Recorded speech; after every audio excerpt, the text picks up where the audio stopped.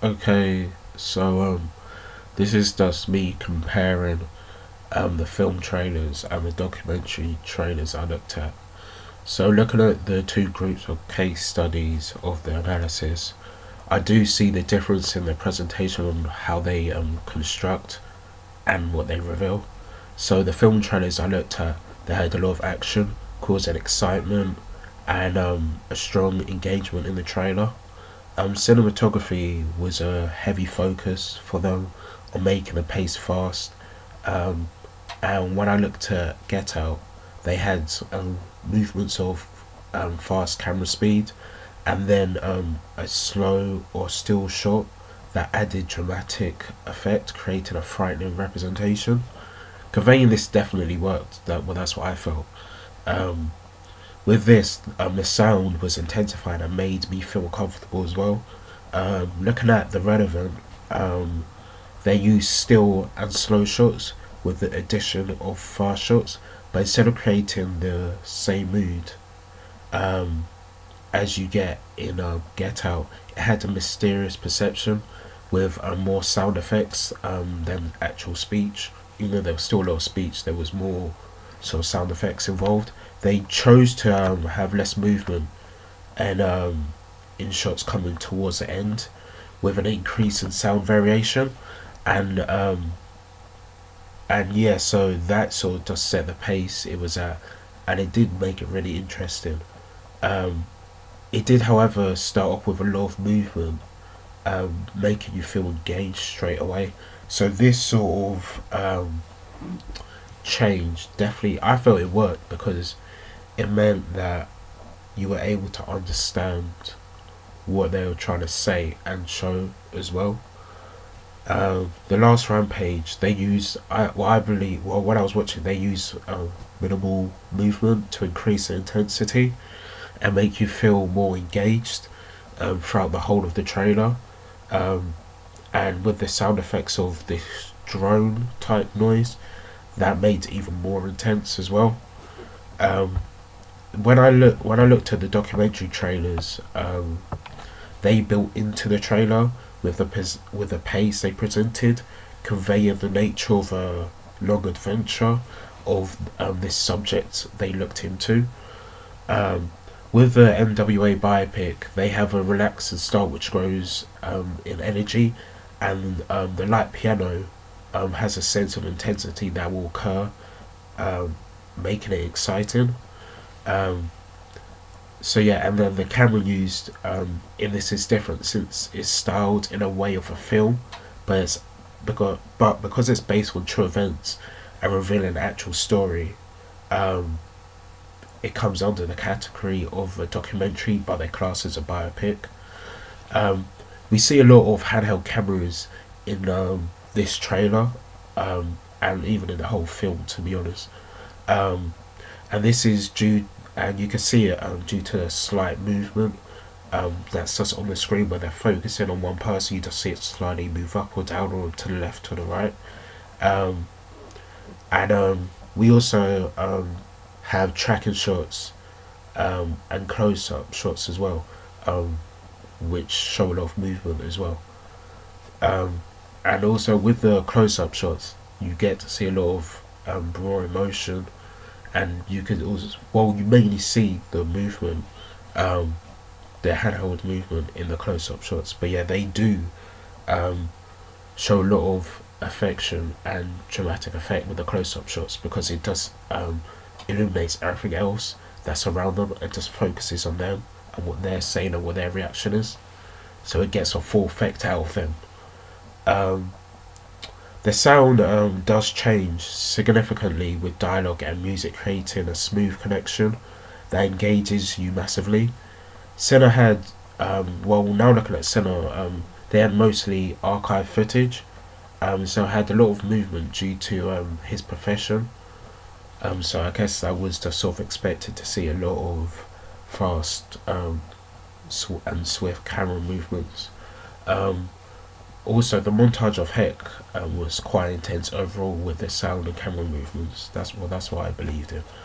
Um, Looking at both, I say that looking at well the film and documentaries trailers, The cinematography for film trailers are much more intense, and they try and capture your eyes with a range of angles and movement.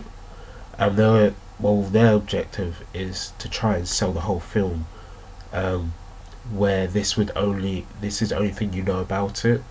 Well, yeah, so like they're trying to just sell the whole in that in that in the trailer they're trying to sell off the whole film, so show the narrative part to it.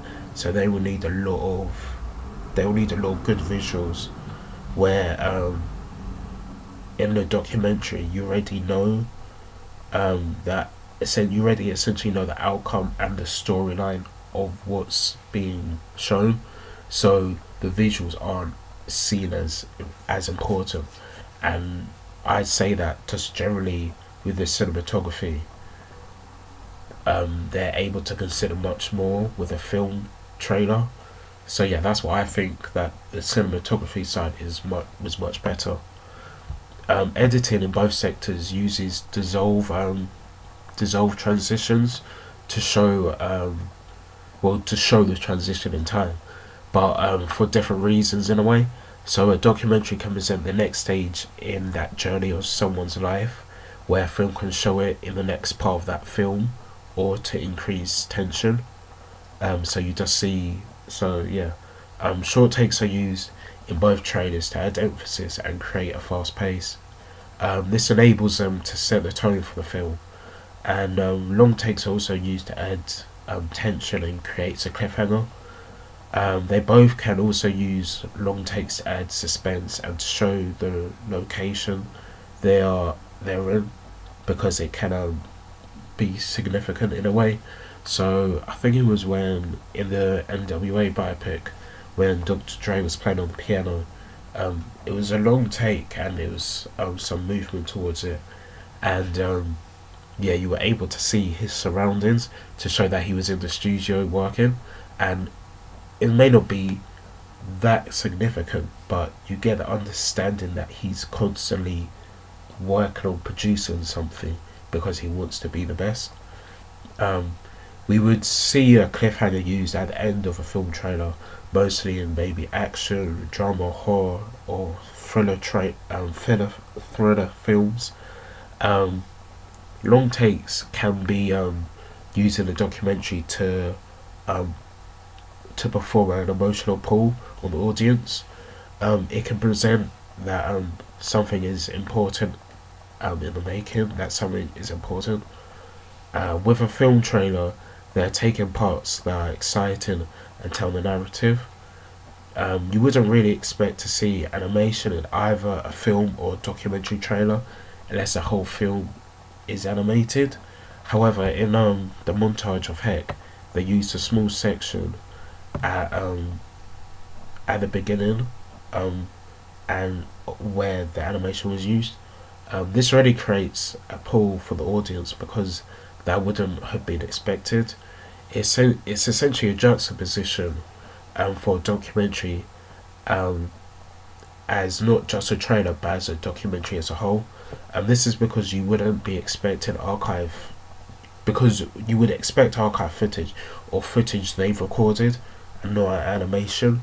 By telling a factual story, you wouldn't think that animations will take you would believe or take away the seriousness from what's being said and the whole moral of it. However, due to Cobain's creative nature, um, it fitted into the trailer as they were showing from the start of his life to the end, and because he had the whole range in sort of his creative side, they had to sort of show it in a type of way. Um, but yeah, I would have expected that more in maybe a film trailer, in a way where they may try and just show it in a different perspective. But yeah, um, there was a mixture in the diegetic and non-diegetic sound in both type of trailers. However, there's definitely more diegetic sound in a film trailer because they're showing the events that come within the narrative, where documentary may choose to use a voiceover to tell parts of the story, so we understand what will be spoken about in the actual documentary. This relates back to how it's important visually for film trailers to show off their cinematography skills. Um, this is to present what will occur in the film, and it acts as telling the narrative, so the audience actually gain an understanding on what is being shown and why it's being shown. I find that there's a lot of high key lighting used in film trailers, where in a documentary, um, it's either low key lighting or high key or chiaroscuro lighting um, from scene to scene. This is dependent on what is filmed. The variation of lighting is seen in archive footage. The footage they filmed are generally using um, chiaroscuro lighting with maybe a dark coloured background if it's an interview, and then they would maybe have a studio light um, coming on to the person, so then they're um, much more what's the word? Much more vibrant and much more in your face on the screen, and so they stand out as well. Um, Scripts are obviously used for films. With documentaries, they would have a script for potential questions they will ask people, and maybe some notes on what they suggest to the interviewees who they're speaking to. This is to give the interviewees an insight into what the people want them to say about the subject at hand.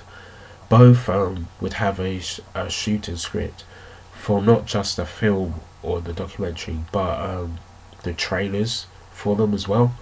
This is so they choose the most significant shots, but also the most action-packed and interesting shots, and then also the audio they choose to use as well, which is could either like cause goosebumps, make you shocked, or make you happy, or just creates humor as well. So it's really important for them to use a shooting script effectively, so they get the best out of it, and so it looks great and sounds great.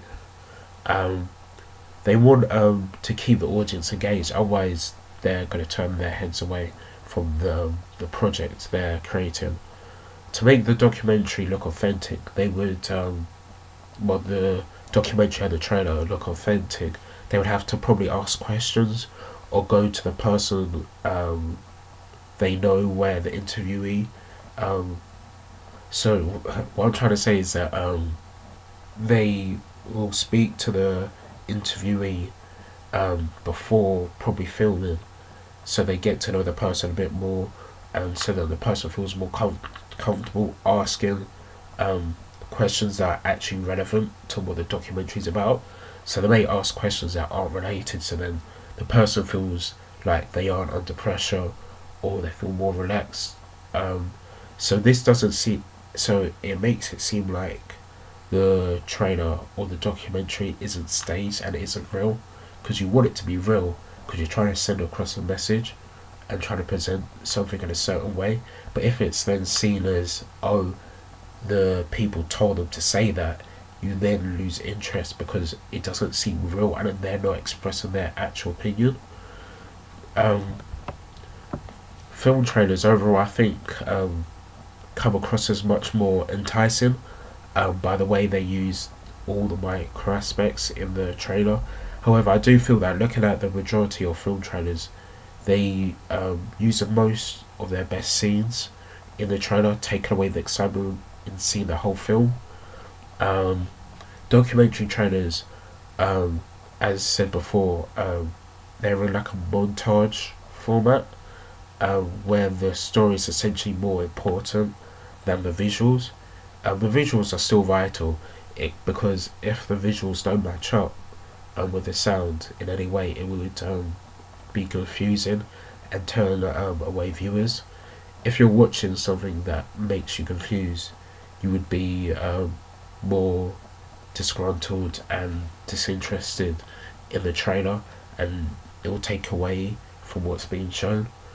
But yeah, I feel that the documentary trailers I watched, they conveyed that. Um, really well, so I wasn't confused, and I'm sure everyone else wasn't confused. Um, but yeah, then just looking at how visually the film trailers were, they were really good as well, because they definitely did get me interested in watching the film, and I have actually watched some of those films. Um, but yeah, I'd say that they are very different in what they're showing, and I can see um, how I can then produce my documentary trailer by having a lot of different style footage, because even in the trailers they did use pictures where in the film trailers they didn't. So I know that I would have to include that, maybe voiceovers as well, where in the last Rampage they did use a voiceover which did fit in well, but then looking at the other ones they didn't really use a voiceover in the same way a documentary would use a voiceover, because the voiceover is mainly used in a documentary or interviews.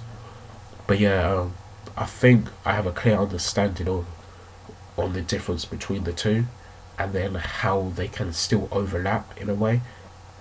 But yeah, so that's my analysis on what I think about the comparison between film and documentary trailers.